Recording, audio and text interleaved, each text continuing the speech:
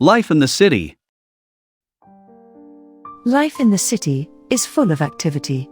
Early in the morning, hundreds of people rush out of their homes in the manner ants do when their nest is broken. Soon, the streets are full of traffic. Shops and offices open, students flock to their schools, and the day's work begins.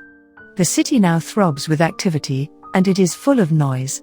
Hundreds of sightseers, tourists, and others visit many places of interest in the city, while businessmen from various parts of the world arrive to transact business.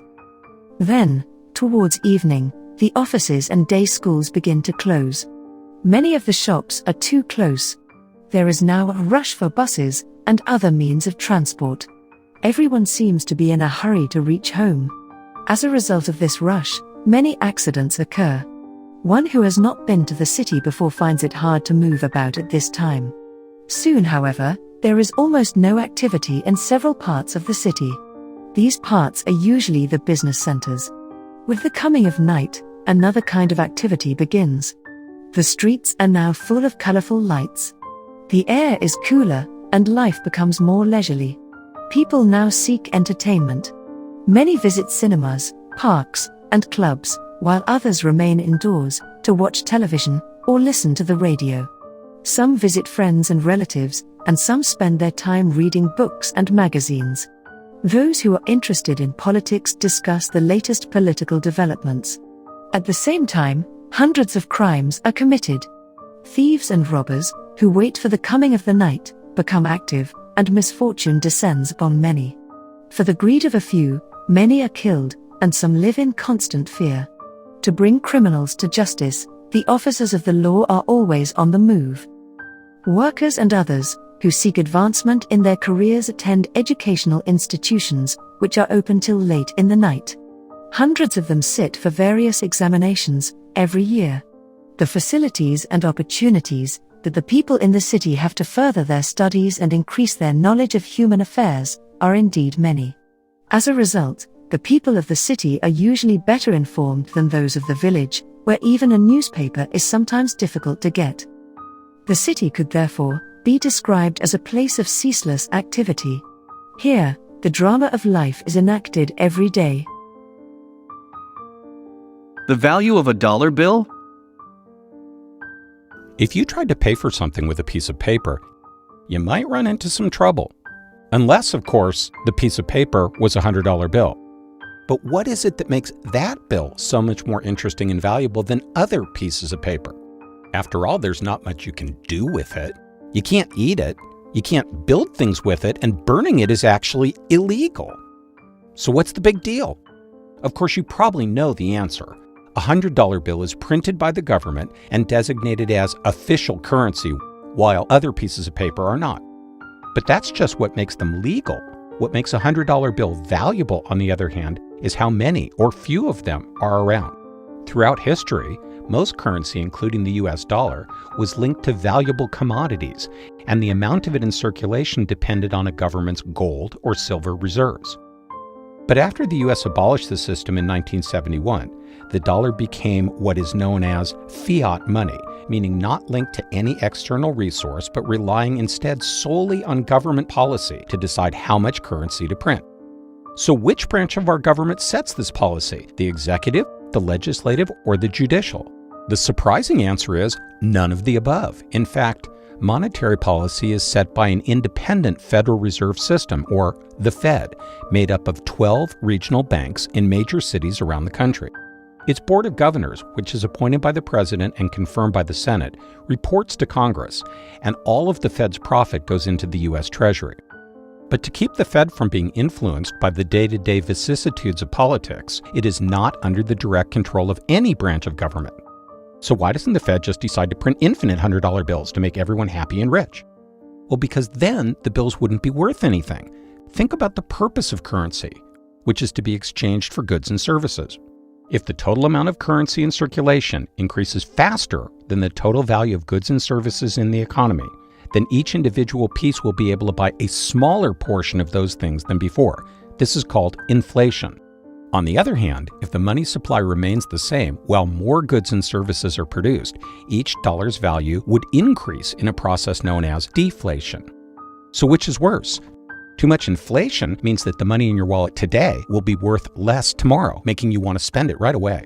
So while this would stimulate business, it would also encourage overconsumption or hoarding commodities like food and fuel, raising their prices and leading to consumer shortages and even more inflation. But deflation would make people want to hold on to their money, and a decrease in consumer spending would reduce business profits, leading to more unemployment and a further decrease in spending, causing the economy to keep shrinking. So most economists believe that while too much of either is dangerous, a small, consistent amount of inflation is necessary to encourage economic growth. The Fed uses vast amount of economic data to determine how much currency should be in circulation, including previous rates of inflation, international trends, and the unemployment rate. Like in the story of Goldilocks, they need to get the numbers just right in order to stimulate growth and keep people employed without letting inflation reach disruptive levels. The Fed not only determines how much that paper in your wallet is worth, but also your chances of getting or keeping the job where you earn it. Louis Pasteur. Louis Pasteur was one of the greatest scientists of all time.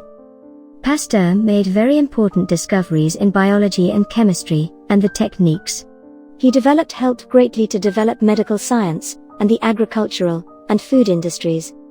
Pasteur was born in a small town in France during the year 1822. When he was a young man, Pasteur studied science at a university in the city of Paris. He soon did some excellent work in chemistry, and later began his famous study of germs.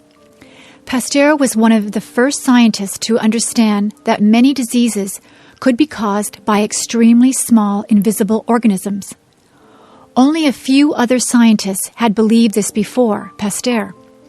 He advised doctors to wash their hands thoroughly before treating patients. Pasteur also demonstrated that life forms did not arise spontaneously. His research confirmed the idea, developed by previous scientists, that a living organism would not appear unless other individuals of its kind were present. One of Pasteur's most important contributions was a technique that has been named after him, pasteurization. Pasteurization kills the germs that are found in drinks, such as milk or beer. Because of Pasteur's technique, people are no longer infected with diseases by drinking these liquids. Just as important as pasteurization was a technique called immunization. Pasteur found that a person or animal could be made safe or immune from a disease by injecting the person with some weakened germs that cause the disease. The body can resist the disease after being immunized in this way. Today, many diseases are prevented by the use of this technique. Pasteur's discoveries also helped to save people who had already been infected with diseases. One such disease is rabies. Rabies is a disease that sometimes occurs in animals. This disease usually kills the animal, but before dying, the animal becomes very aggressive and may spread the disease by biting a person or another animal. One day, the parents of a young boy came to Pasteur. Their son had been bitten by a dog that had the rabies disease. The parents knew that their son would die from the disease unless something could be done to save him. Pasteur agreed to help the boy, and the immunization technique saved the boy's life. Pasteur died in 1895.